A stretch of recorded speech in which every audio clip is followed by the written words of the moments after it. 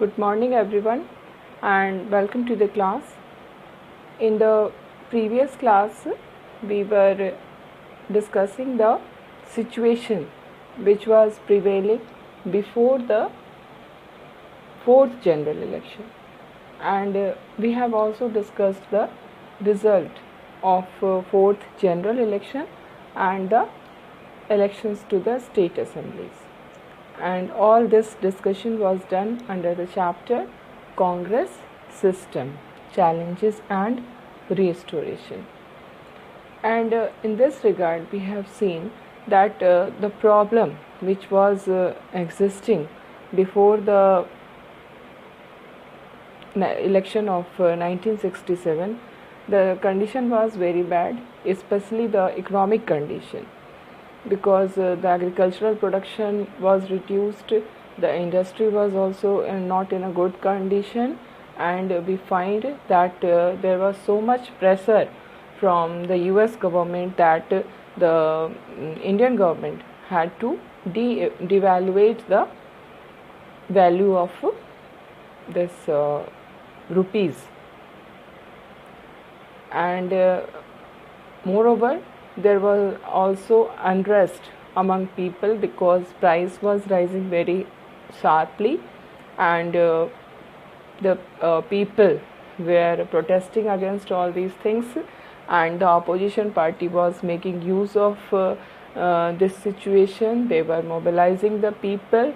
The workers were taking the help of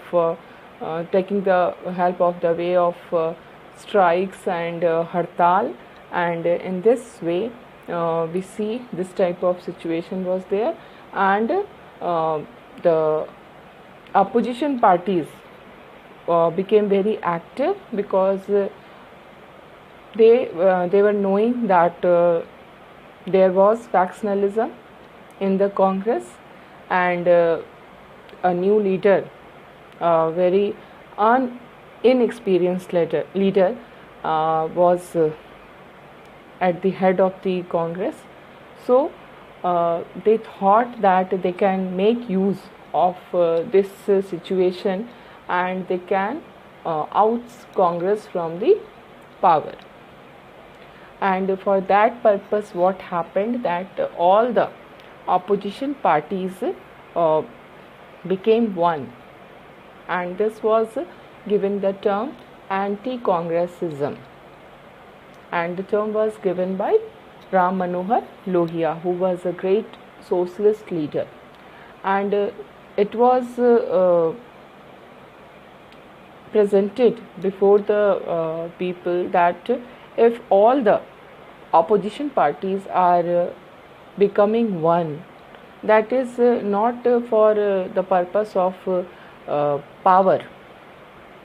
Actually, the present Congress government is highly undemocratic and is not protecting the interest of the poor people. So they the opposition parties are now united, and their purpose is to restore democracy in India, and that is the reason they are united, and they want to make a non-Congress government at the center. And then in this situation, elections were held, both the election, the Lok Sabha election and the state assembly elections held, and the results were very shocking, because for the first time Congress secured such a less number of seats, though it was it got the majority in the Lok Sabha, and it was able to form the government also. But the number of seats decreased, and not only number but their share in the voting has also decreased. And now we have seen the results of state assemblies election. In this state assemblies election, we find that in 9 states non-Congress government was formed. These states were Punjab, Haryana, Uttar Pradesh, then Madhya Pradesh, Bihar, West Bengal, Odisha, Madras, and Kerala. In all these 9 states, the most important development took place in Tamil Nadu. Why? Because Tamil Nadu was the only state where a regional party, the name of the regional party was Dravid Munnetra Kazhagam, DMK, came to power, and this regional party came to power on its own because it was able to secure a clear majority, and it was the only state where a non-Congress party secured clear majority. And what we find that in other 8 states non-Congress government was formed, but those governments were coalition government, and in these coalition government there were so many parties, but not only the number of parties was great, so many parties were there, but also we find that these parties were of the different and conflicting ideologies. So all these things was happening, and we have discussed up to this.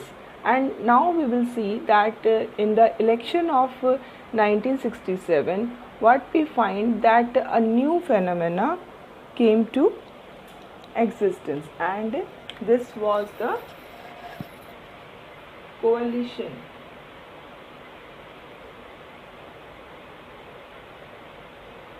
Nowadays we are very much aware of the coalition government. We all are knowing it's a very natural trend to have a coalition government, but at that time what we find that it was a rather new concept, because this type of situation arose very rarely. But after the 4th general election, this situation, the situation which arose in the country, that led to the formation of coalition government in states.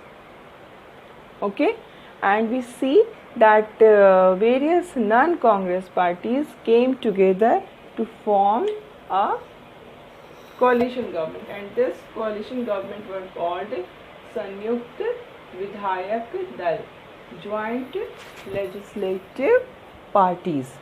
Okay, so this joint legislative parties or Sanyukt Vidhayak Dal, this was the name of the government. The government was coalition government, and it was given the name of Sanyukt Vidhayak Dal. Okay, and in this Sanyukt Vidhayak Dal, what we find that so many parties were there, and these parties were ideologically opponent to each other. These parties were having such ideologies which are completely opposite to each other. So we see in Bihar what happened, that in Bihar the SVT government was formed, that is Sanyukt Vidhayak Dal government, and in this Sanyukt Vidhayak Dal there were 2 socialist parties, SSP and PSP. Okay, these were socialist party. Then Communist party was also there in the Sanyukt Vidhayak Dal, and Jan Sangh was also there. So you can see the combination. The combination is socialist, communist, and Jan Sangh, which was a rightist party. So PSP, SSP, CPI, and in this rightist there were Bharatiya Janasangh. So what we find that communist and socialist are almost same, but communist or socialist, they both are leftist party who support the leftist ideology. But this Bharatiya Janasangh was a rightist party, which and these two were completely opposite to each other, and now they are in the same government. So just you can think the situation, completely ideologically opposite political parties were part of the same government, and the same situation was prevailing in Punjab also. In Punjab, this Sanyukt Vidhayak Dal was called Popular United Front. Okay, Punjab mein it was called Popular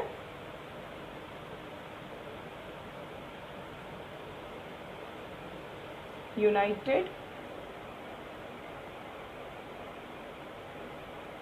Front. And in this Popular United Front, what we see that there were two groups in Akali Dal. The one was Sant group and the other was Master group. Both the groups were present in the government, and these two groups were opponents of each other. Okay, the Sant group and the Master group of Akali parties, they were opponent of each other, and this Akali party with Communist party, in which CPI was there also, CPI-M was there, the SSP, Republican Party and Bharatiya Janasangh. So this United Front government in Punjab consists of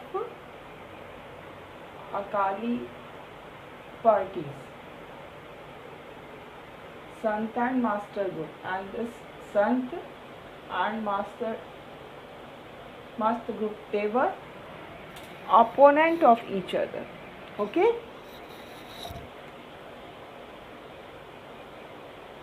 and there was CPI plus CPI-ML, then Republican Party, then PSP and Bharatiya Janasangh. So many parties were there in the coalition in Punjab, and all these parties were having conflicting ideologies. So this was the composition of state government in after this fourth election, we find this situation was prevailing in various states. Now one new problem arose this time, and this was the problem of defection.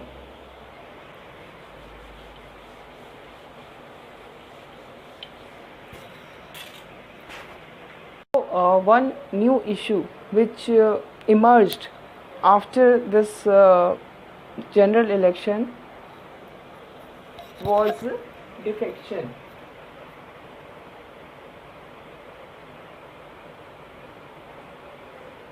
Defection means when a candidate, when an MP or an MLA leaves the party on whose ticket it won the election and joins another party.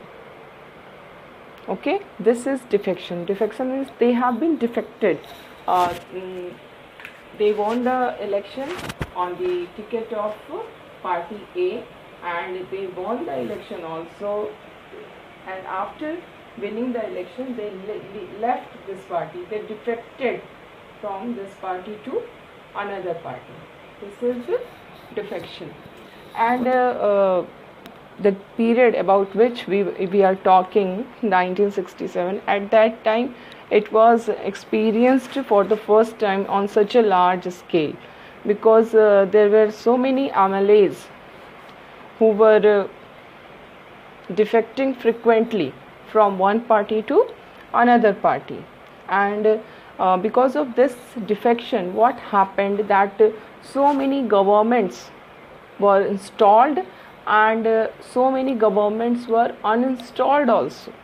And the defection was largely from the Congress party, because Congress was not in majority, okay, and it was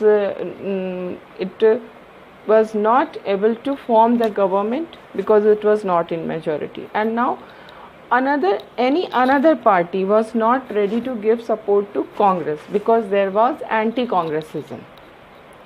So suppose the number of total MLAs in any state is 200.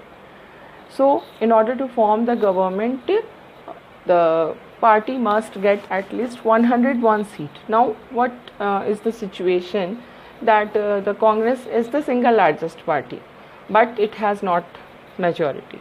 Suppose Congress has won 90 seats. Now it needs 11 MLAs to form the government, but no MLA from any party is ready to support Congress, because anti-Congressism was working. So what happened, that many legislators from the Congress party started to defect, started to leave the party and join the opponents in order to be a part of the government. And this happened on a large scale in Haryana, Uttar Pradesh, and Madhya Pradesh. And this was happening at that time because at that time there was no anti-defection law was there. After that, in the year 1985, our constitution was amended in order to bring this anti-defection law in order.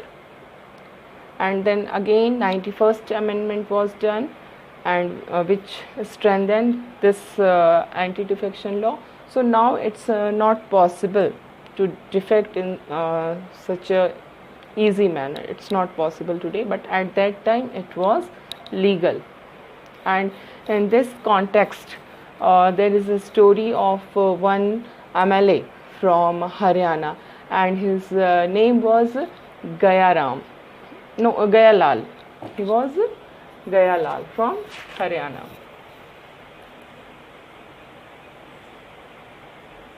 Now, as the meaning of his name is Gaya, means he has gone.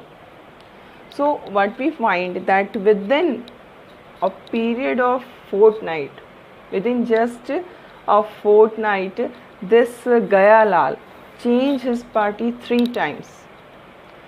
First, he was in Congress. Okay, he changed his party from Congress to United Front. Then again he changed his party from United Front to Congress. And then within joining the Congress second time, within 9 hours of joining the Congress for second time, he again joined United Front. So this Gayalal, he was originally belonging to Congress party. He left Congress party and went to United Front, and then again he left United Front and came back to Congress party. And फिर within hours, बस 9 घंटे के अंदर ही उन्होंने फिर से अपना decision change किया, and he again came back to United Front. So this the name is Gayalal, and from this name and from the actions which was done by him, this new phrase came, Ayaram, Gayaram, Ayaram. And how it happened that there was one Congress leader, Rao Birendra Singh. This Congress leader brought this Gayalal to the press conference when he, after leaving Congress, when he joined the Congress second time. At that time one press conference was held, and in that press conference this Congress leader Rao Birendra Singh brought this man Gayalal to the press conference and declared that Gayaram was now Ayaram. What is this Gayaram? Was now Ayaram. Actually his name was Gayalal. So it was said humorously that the जो गया था वो आ गया है, Gayaram has come back. Okay, and it became a joke, and it was expressed through cartoons also, that Ayaram Gayaram, because of frequent change of loyalties by the MLAs in the after the fourth general election. These governments which were formed in different states and which were coalition government, which were called Sanyukta Vidhayak Dal, actually these governments were not long lived. They could not survive for long because there were ideological differences between different parties, and there was so much conflict and difference of opinion that very soon they started to lose majority, and in some of the states new combinations were formed, new coalition government was formed in which different parties were the members, but that too could not prove to be successful. And in some states president rule was also imposed when this Sanyukt Vidhayak Dal lost the majority of the legislative assembly.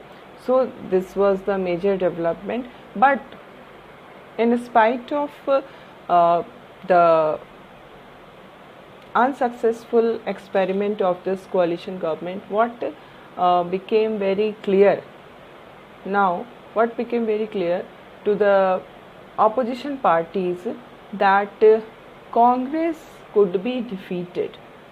Before the fourth general election, it became the perception of the opposition parties that they cannot defeat Congress. Congress could not be defeated. But now this general election and state assemblies election arouse this confidence in the leaders of the opposition parties that they can defeat Congress, and so so many things started to change. And now the Congress was facing a new problem, and this was the problem of factionalism. And now the Prime Minister Indira Gandhi was not facing challenge from outside, but actually this was a challenge from inside, because there was a huge level of factionalism was going on inside the Congress. Okay, so as I told you that when there was election for the post of Prime Minister, who will become Prime Minister after the death of Lal Bahadur Shastri, there was an election was done, and in this election the senior leaders of Congress they thought that Indira Gandhi was an inexperienced leader, and so many problems the country was facing at that time. So these leaders thought that she will not be able to handle the situation, and that is the reason that they voted for Indira Gandhi and they did not vote for Morarji Desai. Now this now after the election, after when Mrs. Gandhi became the Prime Minister, what we see that the situation was different. She was very able to handle the situation, and now it was becoming very clear to the senior leaders of the Congress that this Indira Gandhi was not going to be a puppet.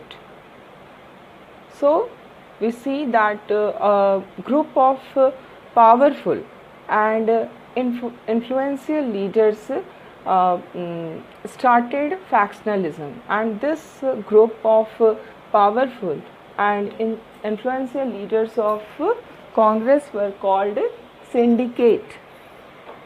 They were called syndicate.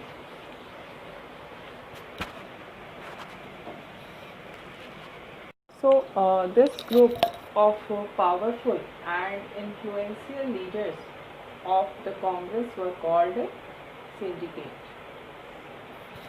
Syndicate means the group of powerful and influential Congress leaders, and it was the syndicate which supported Indira Gandhi, which gave their vote to Indira Gandhi for the post of Prime Minister. But after becoming Prime Minister, Indira Gandhi started to assert her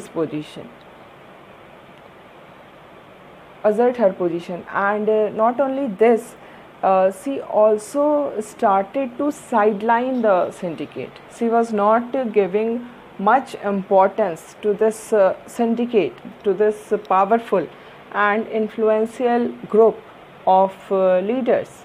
Instead, she started to take advice. She started to choose her trusted group of advisors from outside.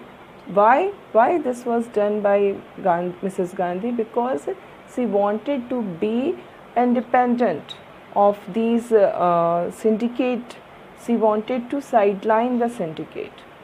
So in this way we can say that Indira Gandhi was facing two types of challenges.